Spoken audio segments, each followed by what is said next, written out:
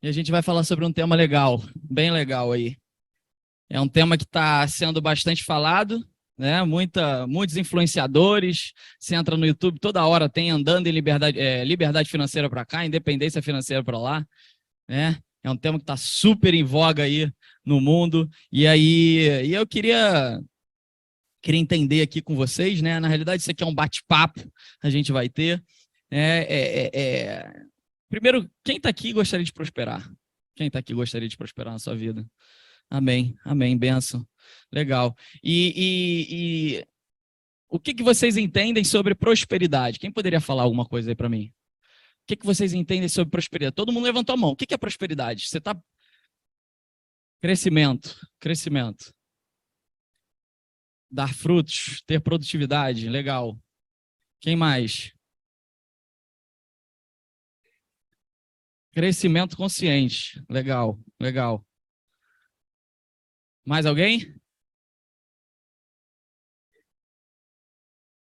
Oh, foi mais profundo, foi profundo esse. Legal, muito bom. Muito bom. A gente falou aqui sobre crescimento, realização. Vocês sabem que todo tipo de crescimento gera dificuldade, né? Para a gente crescer, a gente precisa dar um passo em direção à dificuldade. A gente não cresce sem dificuldade, a gente não cresce sem problema. Deus, ele ensina, através da sua palavra, muito através de problemas. Foi assim com Moisés, foi assim com Daniel, foi assim com Josué, foi assim com Paulo. Quantos problemas Paulo sofreu, hein? E a prosperidade, ela está muito relacionada a isso mesmo que vocês falaram. E em relação a andando em liberdade financeira, o que vocês entendem como liberdade financeira? Queria ouvir de vocês aí. Liberdade financeira, quando vem na sua mente, liberdade financeira, o que você pensa primeira vez?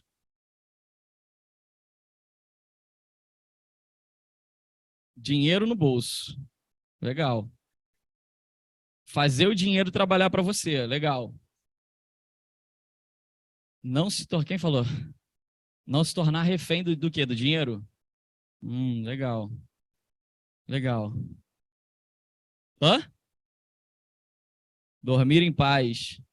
Quem aqui gostaria de ter liberdade financeira para poder se aposentar? Levanta sua mão aí. Quem aqui gostaria de ter liberdade financeira para, sei lá, ficar sem trabalhar? Levanta a mão.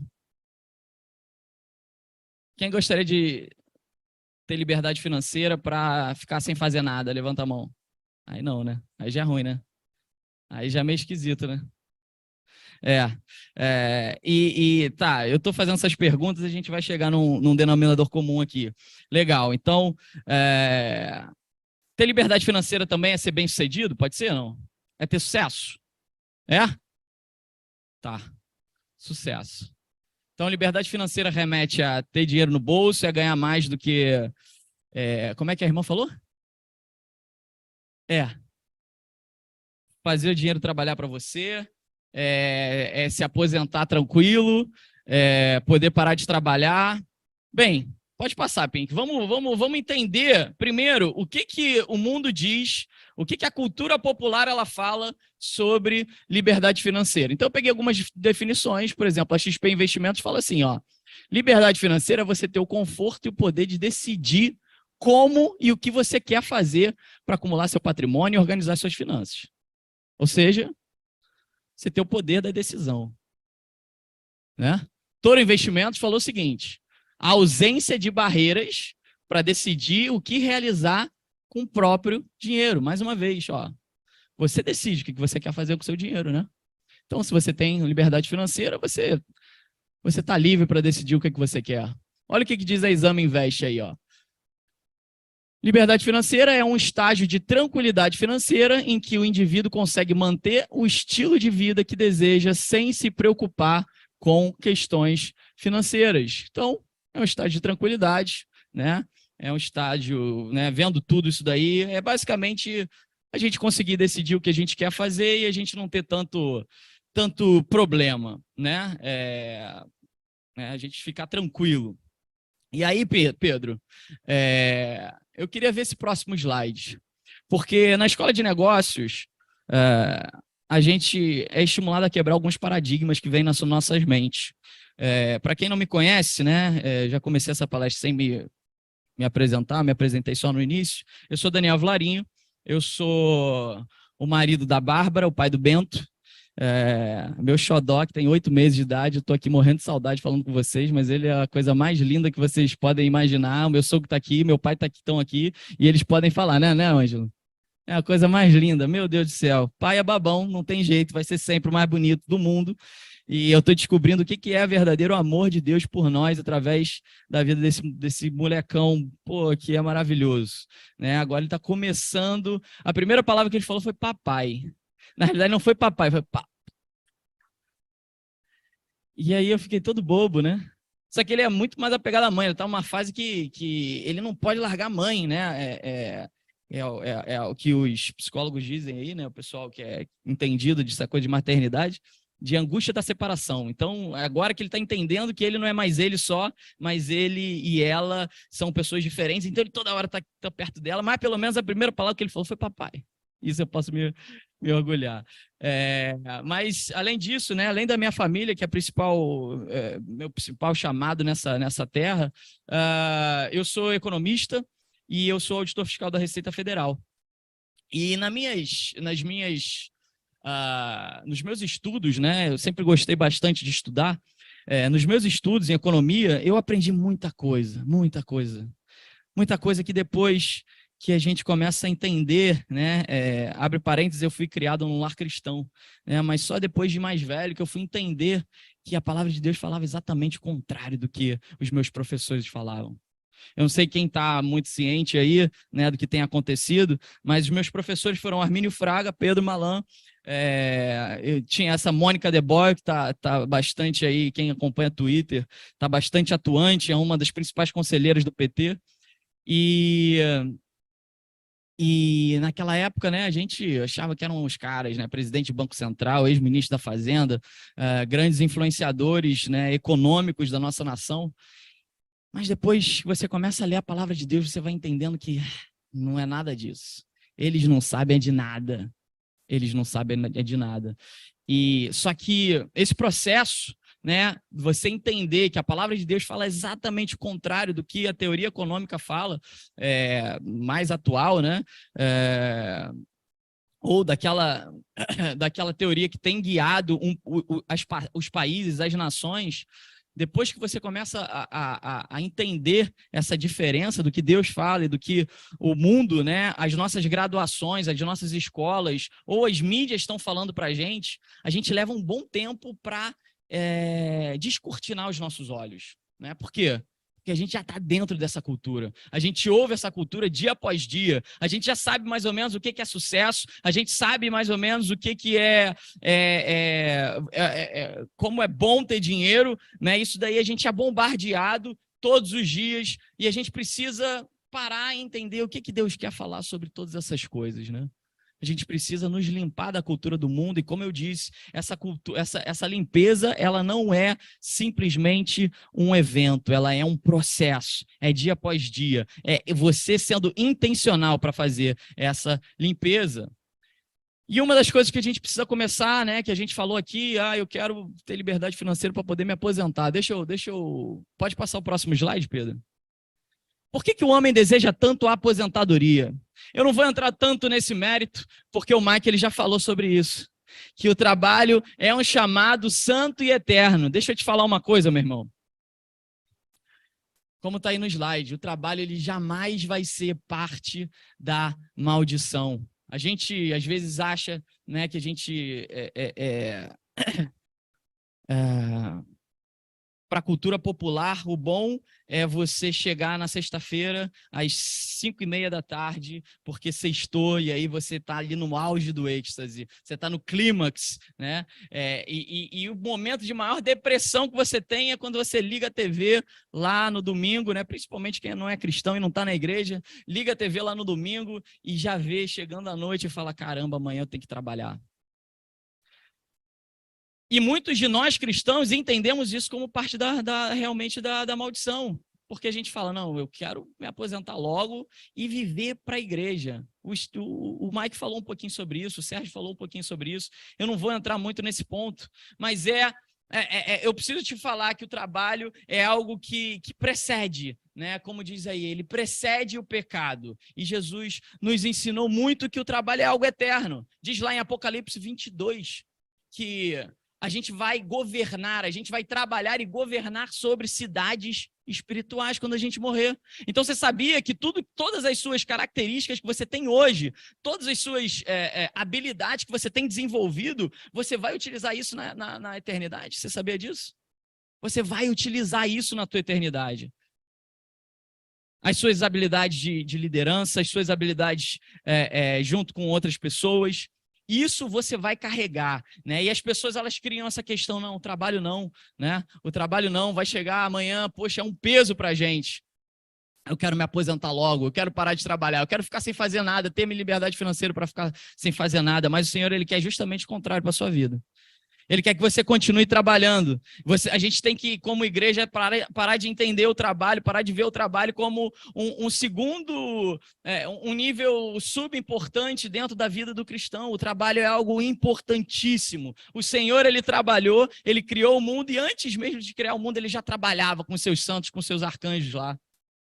Diz a palavra de Deus isso em Isaías. Então, quando a gente tratar o trabalho como algo divino, né, a gente melhorar a nossa eficiência, a gente vai melhorar a nossa eficiência, a nossa produtividade, a gente vai ter resultados incríveis, né, Pedro? E o trabalho é legal, porque a gente fala, eu quero me aposentar, eu quero ficar sem fazer nada, mas o trabalho ele é legal porque ele demonstra exatamente o que está dentro de nós. O trabalho, ele tem porque o trabalho é como se fosse lá um Big Brother Brasil, né?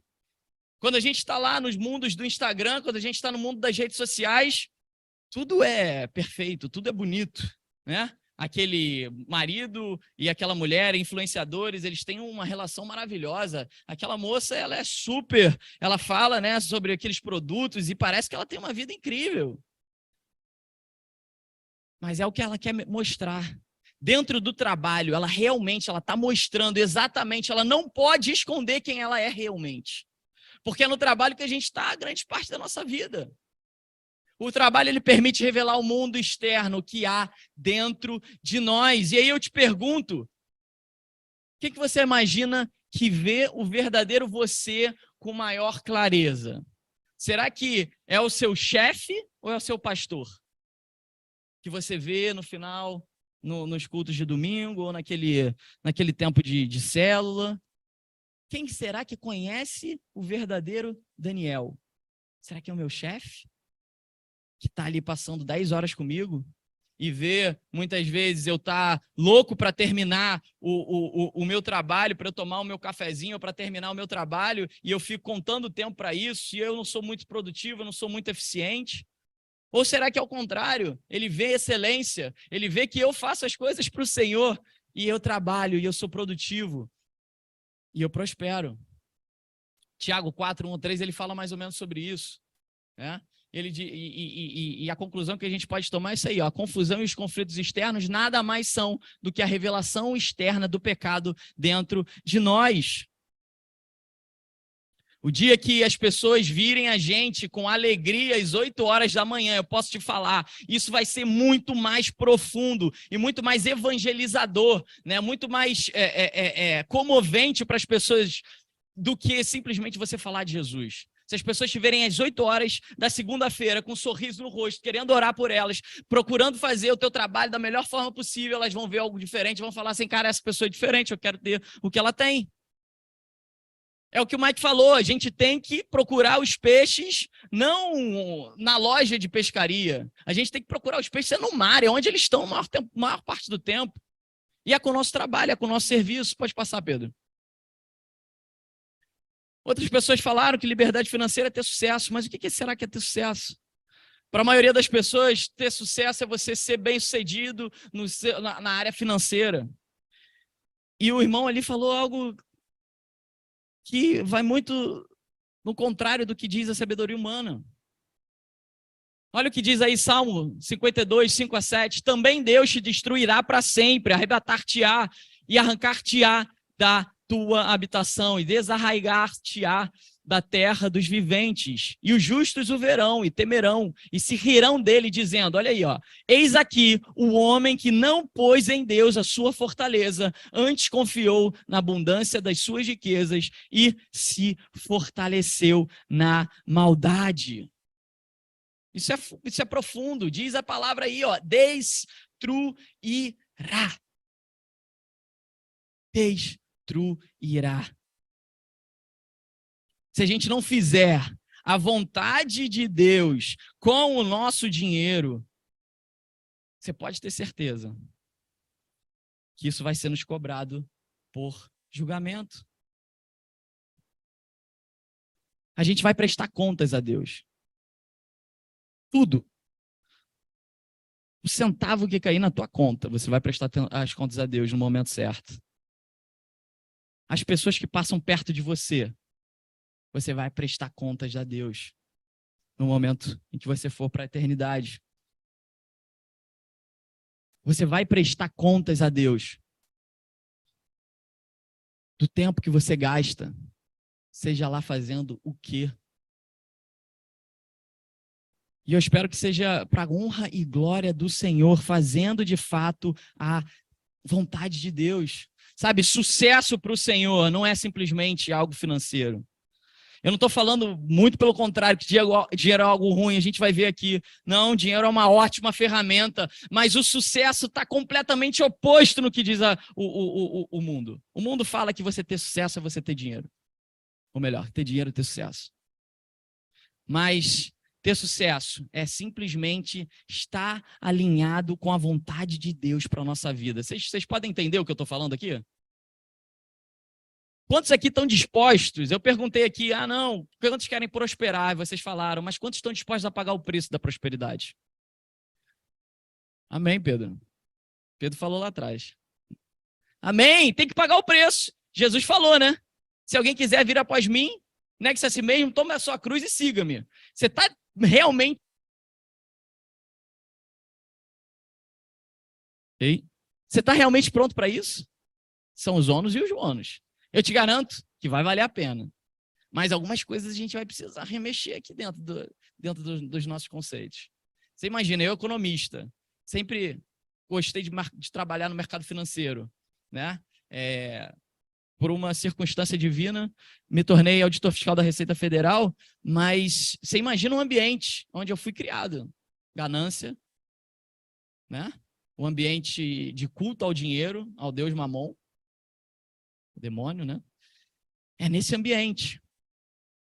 Mas a verdade é que a gente precisa estar como um verdadeiro homem de Deus, não tornando nosso objetivo no dinheiro. Pode passar, Pedro. Mas a gente está falando, calma aí, Daniel, você falou sobre que Deus, o sucesso é a gente estar alinhado à vontade de Deus, que sucesso não tem nada a ver com dinheiro. Mas deixa eu entender um pouco mais sobre dinheiro, Daniel. Porque como assim eu vou trabalhar e eu tenho que ter, e eu tenho eu vou ganhar o meu dinheiro, mas como assim está totalmente alinhado com a vontade de Deus? Eu queria que a gente lesse isso aí, ó, Salmo 24:1.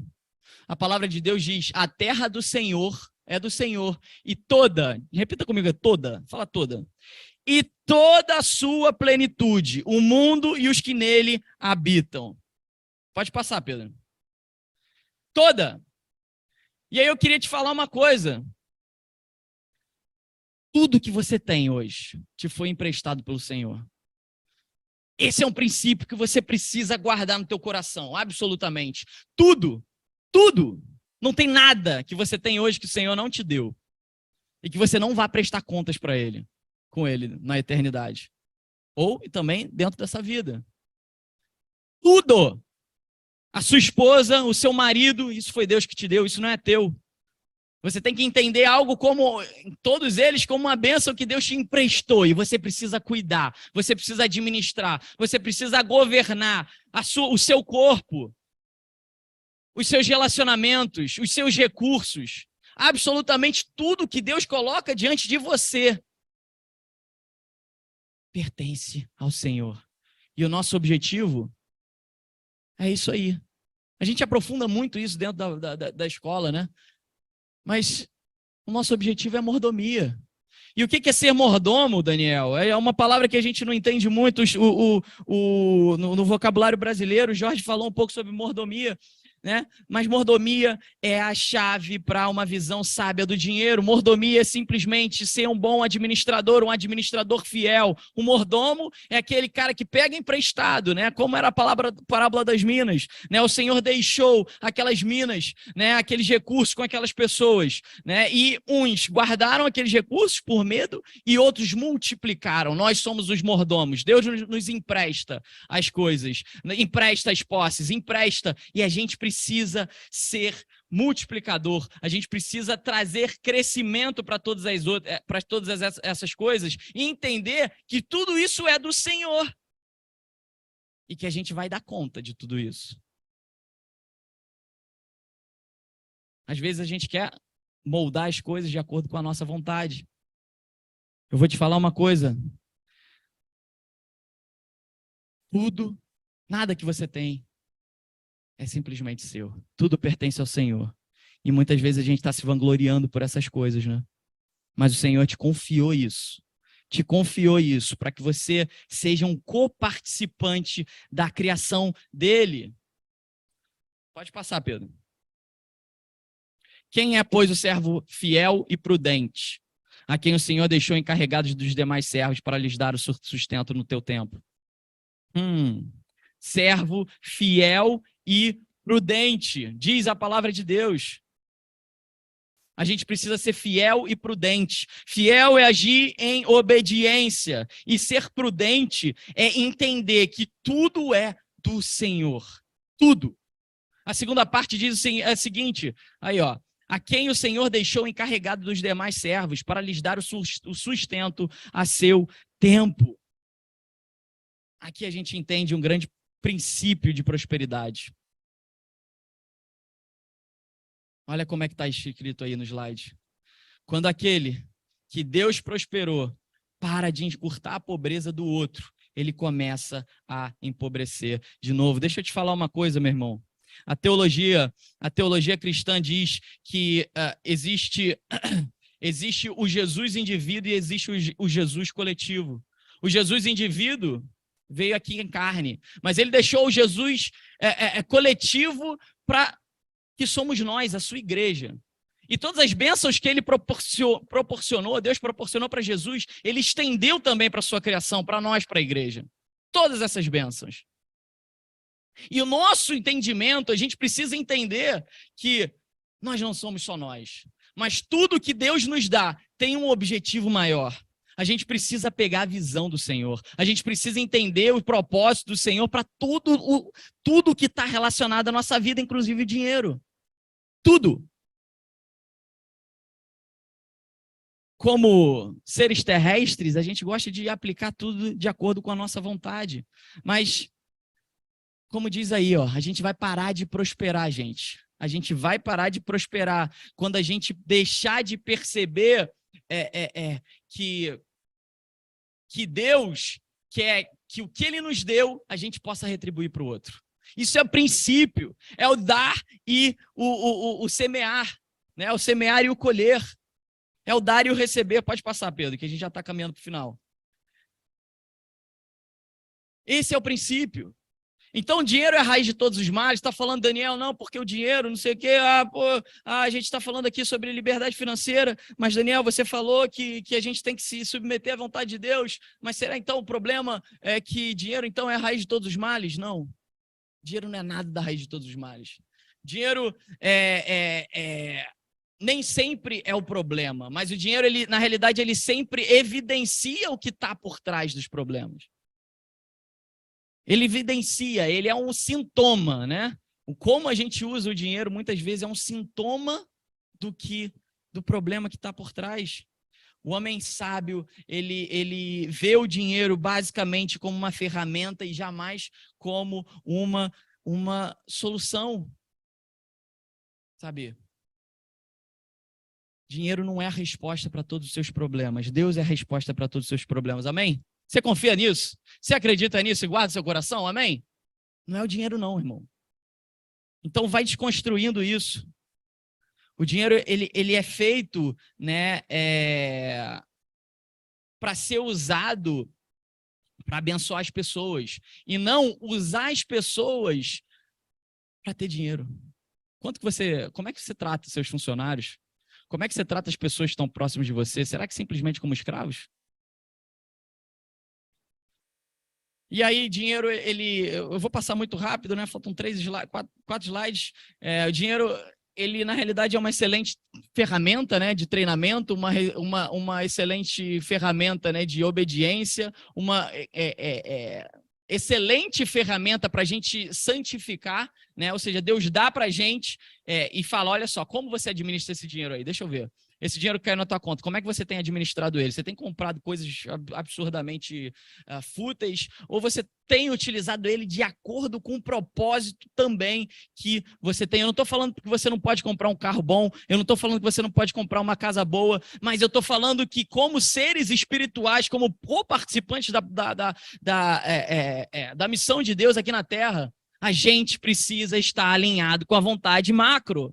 Um povo sem visão, ele perece. E a gente vai acabar distorcendo tudo isso. Você não vai ser um bom mordomo, um servo bom e fiel. Pode passar, Pedro. Então, as 5 propriedades aí, né, para o uso do dinheiro. A gente tem o dízimo, né? Tem muita gente que dizima simplesmente para ficar rico, né? Mas eu vou te falar, se você quiser ficar rico, você fica rico trabalhando. O dízimo não é algo que você dá para o Senhor, o dízimo é algo que você devolve para o Senhor. Lembra? Tudo é dele, amém? Tudo. Você não fica rico dizimando, não tenta barganhar com o Senhor, dá com alegria, entendendo qual é o propósito disso, qual é a tua missão no reino. O Senhor devia cobrar de você 100%, tá? Mas ele só 10%. Então agradece, dá com alegria. Ou, muitas vezes, você vai lá dar chorando, mas não tem problema. Mas dá em obediência, porque a gente precisa obedecer. Agora, oferta não, oferta você dá com alegria, tá? Oferta só dá com alegria, só dá quando realmente você tá consciente. Então, a gente tem o dízimo, a gente tem os impostos, né? Tem muita gente que diz que imposto é roubo, ele não quer pagar, e você não está entendendo. Deus, ele constituiu autoridade, a gente tem que sim pagar imposto. Não estou falando isso como auditor fiscal, não. Eu estou falando isso porque é nossa meta mesmo, é vontade de Deus, Deus constituiu essas autoridades, né? A gente tem o propósito de semear e de colher, né? Isso é algo tão profundo e é algo que Deus também quer muito que a gente trabalhe com poupança e com investimento. É ou não é verdade? Mas o mais importante é a gente sempre investir, né? Na tomada de decisões de acordo com o alinhamento que Deus quer para a nossa vida. Uma vez eu conversando com um judeu, eu perguntei, cara, qual é o segredo do judeu, da prosperidade do judeu? Ele falou assim, olha só, 1/3 do que a gente ganha, a gente aplica, a gente gasta com investimento. 1/3 do que a gente ganha, o outro terço, a gente aplica em conhecimento. Então, livros, viagens, e o outro, só 1/3 que a gente utiliza para as nossas despesas pessoais. O quanto que você tem gastado e tem utilizado, né, de despesas, né, que realmente o Senhor ele não quer. Eu não estou falando que você não pode comer e ir num restaurante bom mais uma vez, mas eu estou falando que tudo tem que estar alinhado ao propósito de Deus. Então, Pedro, mas então tudo depende de Deus, Daniel? Calma aí, pô. A gente está falando sobre liberdade financeira, tudo depende de Deus. Eu não tenho nenhum poder de decisão. Isso é engraçado, né? Porque nós cristãos, muitas vezes, a gente vai, conversa com uma pessoa e fala, e aí, como é que você está? A pessoa está super bem. Ele, não, meu irmão, estou super bem, Deus é bom, Deus que me deu tudo. E aí você pergunta para ele, e aí, meu irmão, como é que você está? Ele está passando uma fase difícil. Ele, meu irmão, você não sabe, o diabo quebrou meu negócio. Meu irmão, está tudo ruim porque o diabo tomou. A gente cristão, a gente gosta de tirar tudo da nossa reta também, né? A gente sempre tira da nossa reta, sempre problema espiritual. Mas a gente falou aqui sobre administração. Mordomo é aquele que é um servo fiel, ele administra bem. A gente precisa sim fazer cursos, a gente precisa sim fazer as coisas para a gente aprender mais. Mas assim, a gente tem o poder da decisão. Deus, ele deu mais talentos para aqueles que foram fiéis. A gente tem sim o poder de decidir a fidelidade, de decidir a obediência, de decidir se realmente a gente vai fazer as coisas do nosso coração ou não. A fidelidade, ela não é um dom, a fidelidade é uma decisão que, se muitas vezes a gente quer aquilo, a gente vai se adequar à vontade de Deus. Amém? É uma decisão.